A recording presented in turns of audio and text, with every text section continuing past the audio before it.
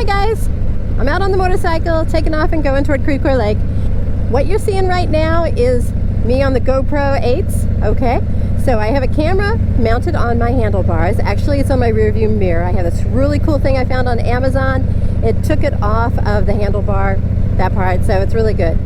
So yeah, what you're seeing forward is my GoPro 8 camera.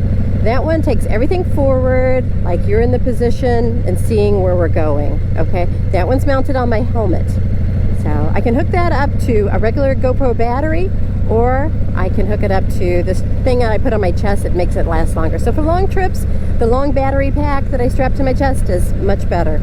It doesn't go dead. I've got the GoPro 8 in a media mod, and that sucks the batteries down really fast.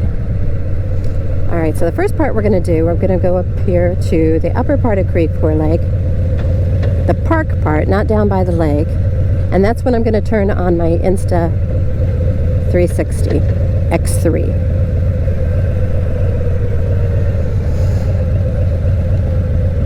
Just pull in right here and turn the 360 X3 on.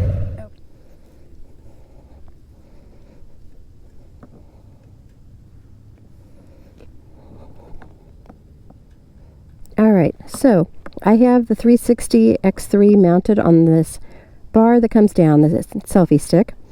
I've got it actually zip tied, if you can see. I've got it zip tied to my handlebars. That seems to be the best way to do this. All right. Turn this on.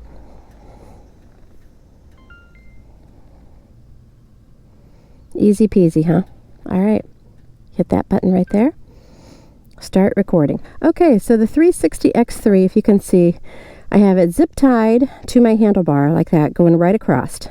I've got it zip tied in numerous places, and now it's out there beside me. I don't put it out on the far one. We're going to try it this far and see what it does. All right, so the footage you're seeing right now is the Insta360 X3. It's not a cheap camera at all, but if I continue on doing these videos, I really want to have good quality.